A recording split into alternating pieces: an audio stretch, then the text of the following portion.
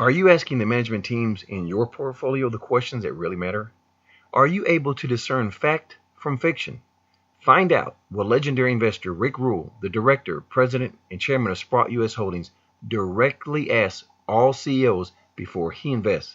To receive a free copy, simply submit your email below so that you may invest with courage and conviction.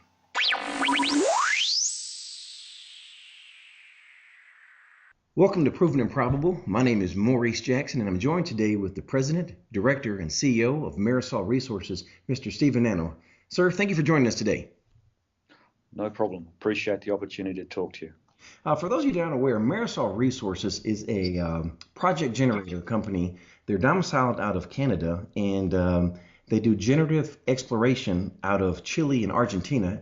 And before we begin, I'd like to just read a quick bio on them. Mirasol Resources is a successful, well-funded project generation company focused on building shareholder wealth via discovery of high-value precious metal deposits.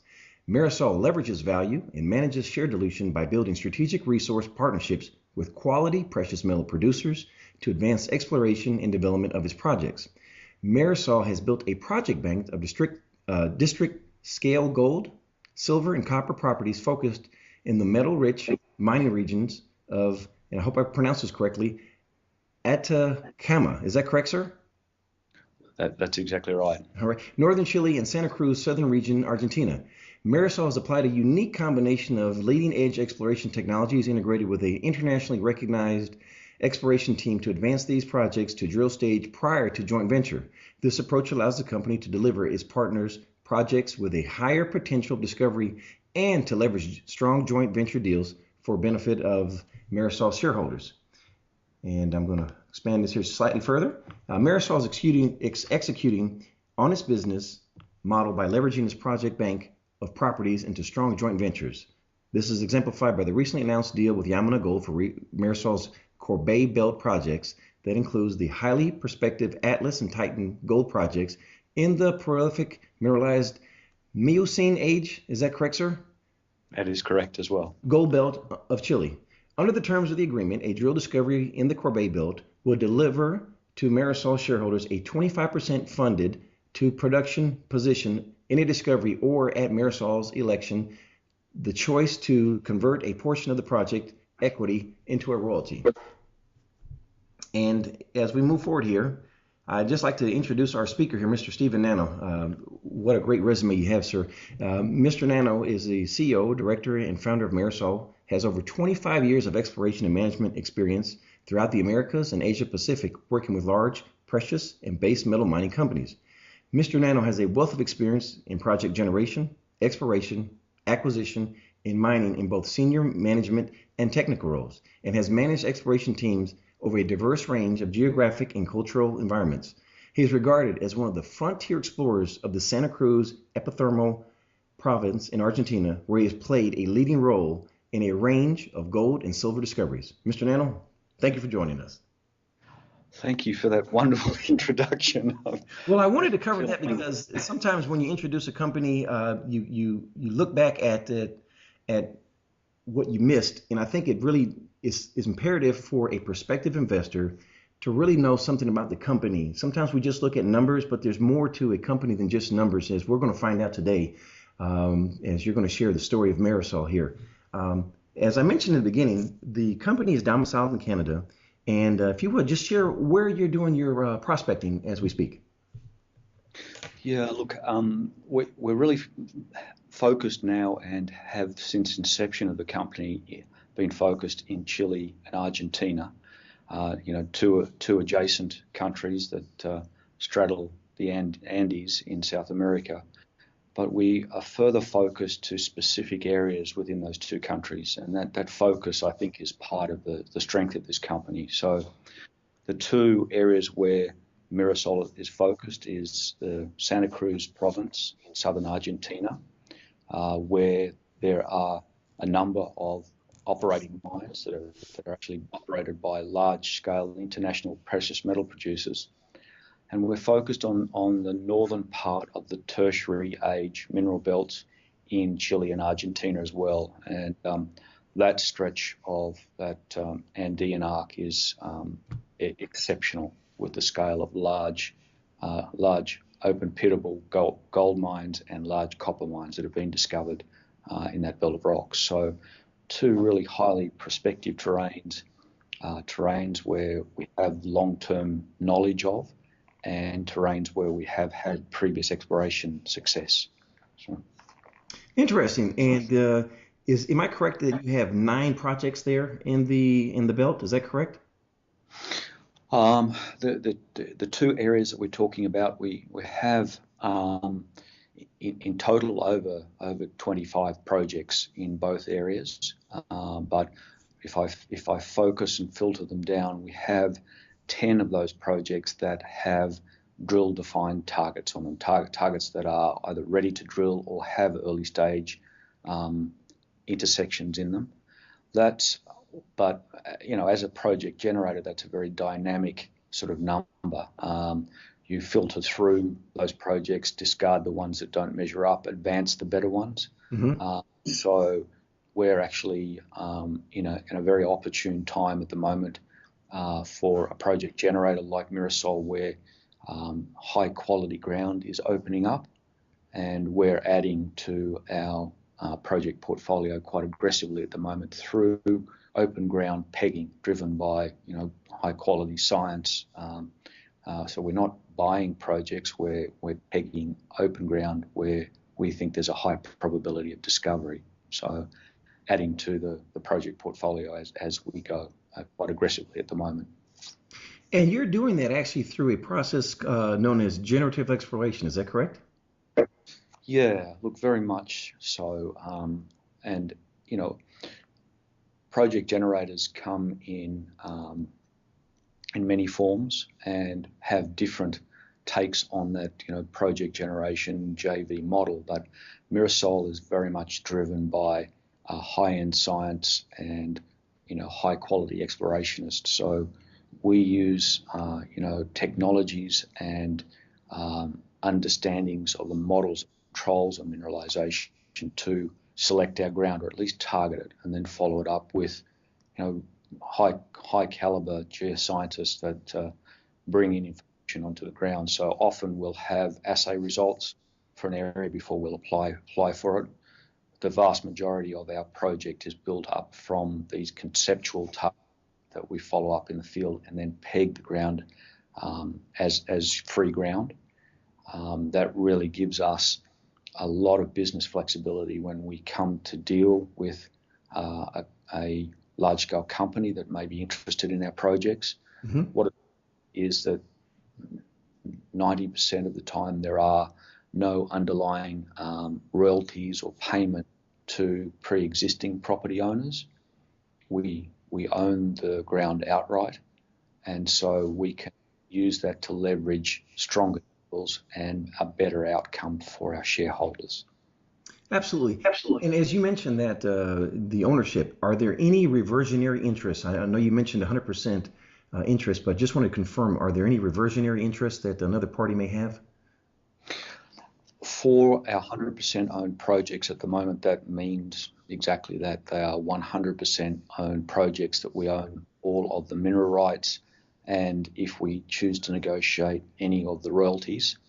We do have one set of projects that is a group of properties that we're earning into that does have an underlying royalty on it if there's some success there, but that's a specific case where we've used that deal to consolidate around our Gorbea properties, which are the projects that we have 100% owned under joint venture to Yamana. So Yamana is earning into those properties. Yes. And you mentioned, I'm sorry, please.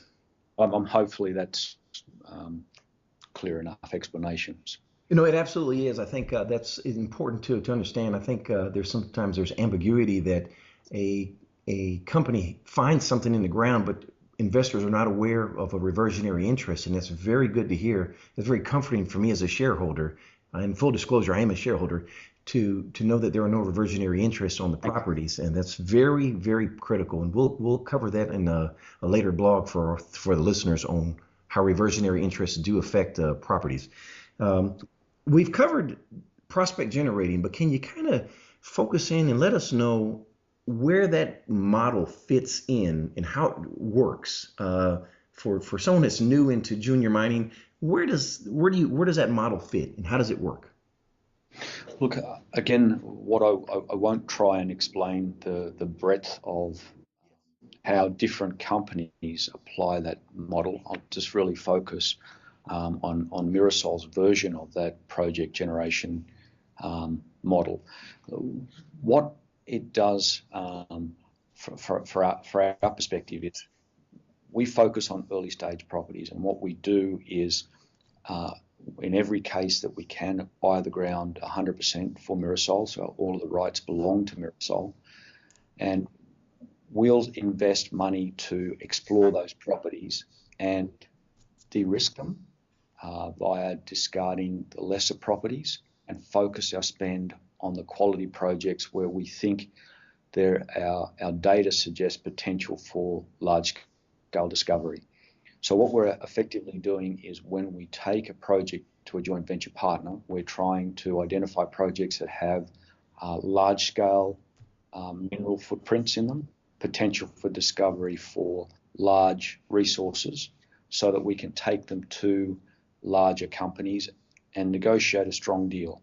Okay. So what our strength here is the generative concept work, but also doing cost-effective, focused exploration to define the scale of the potential, define the drill targets, so that our potential joint venture partners can take our information and the scale of the system to their upper management and get support for the joint venture.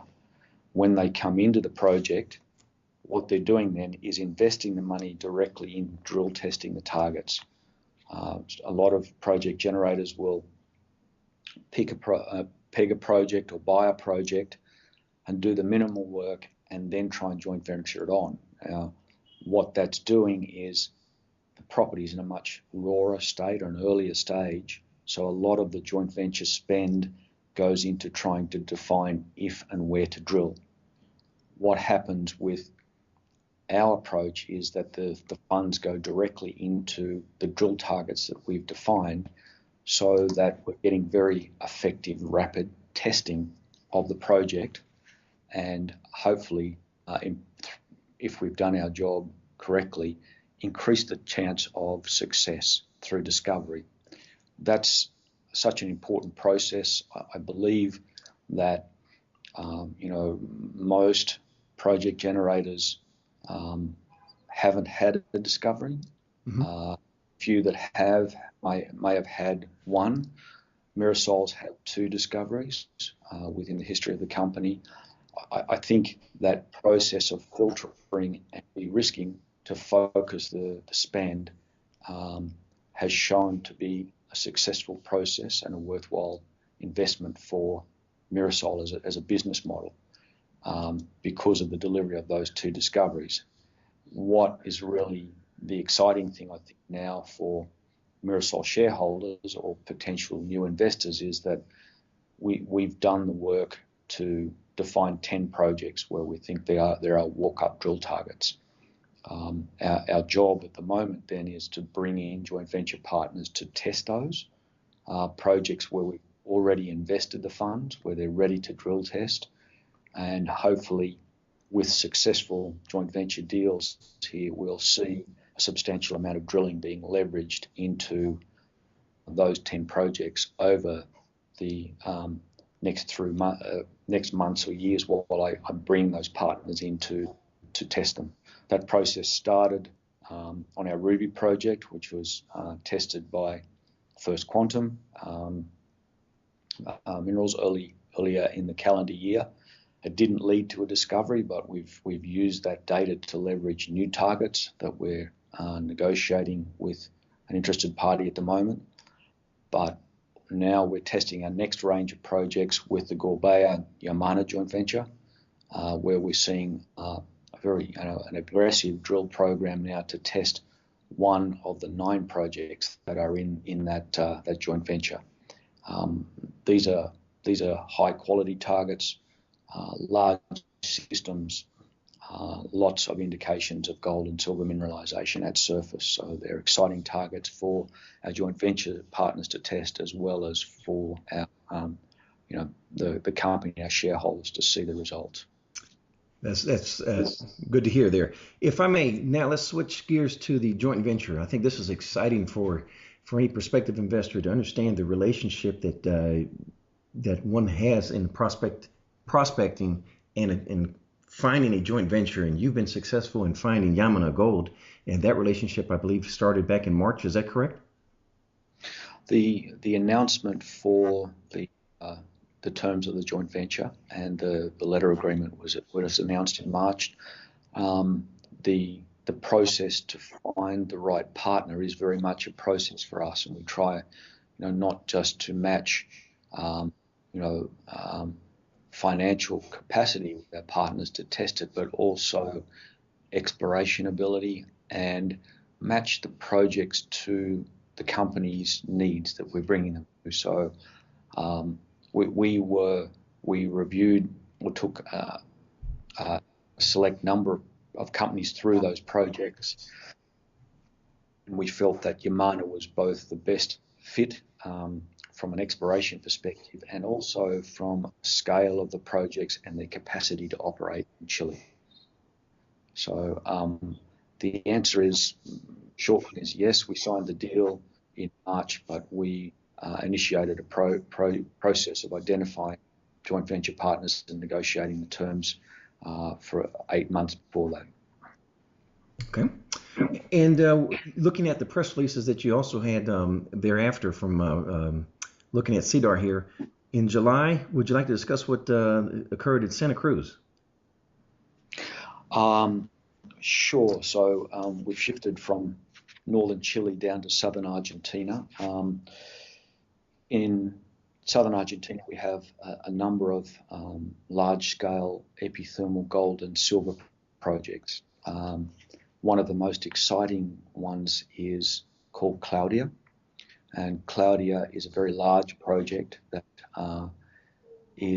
directly adjoins the Cerro Vanguardia Anglo-Ashanti Vanguardia epithermal vein field. This is one of the most extensive epithermal vein fields in the world, and has global resource pre-mining in excess of 8 million ounces of gold and over 100 million ounces of silver. The Claudia project, which is 100% owned by Mirasol, is, we believe, the extension of that system, and contains also other large, as yet untested epithermal vein systems that look like the Cerro Vanguardia mining district. The most recent press release on that project was to announce a very large vein system there that we've now defined, called Kuraway. The Kuraway system is primarily covered with fairly thin gravel, but that cover has been enough to hide it from all previous exploration. So until we recognized it recently, there had been no sampling, no trenching, no drilling of that system, even though we're talking about a very substantial vein system, as I said, with over a 15-kilometre long strike length as we know it at the moment. We've done enough work now to confirm the presence of that vein system over that strike length, so mapping, sampling, and where necessary, trenching through the cover. And it's confirmed, as I said, an extensive gold, silver bearing epithermal vein system that's never been recognised before and has never been drill tested. We're actively in the process of pursuing joint venture partners to get this Claudia project, and particularly the Kuraway prospect, drill tested. That sounds exciting. The numbers have me excited as you're sharing them.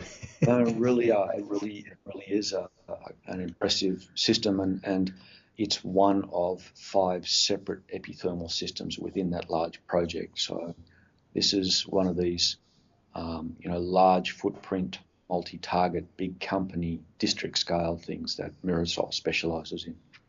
And would you say that this is the most exciting project of the projects, I should say, that Mirasol has right now is the Claudia, uh, or you? I find that it's hard to pick a favorite. We have out of that 10 drill ready projects, I'd say that 5 of them are what I would call large company systems where there are these widespread evidence of gold silver mineralization, multiple drill targets.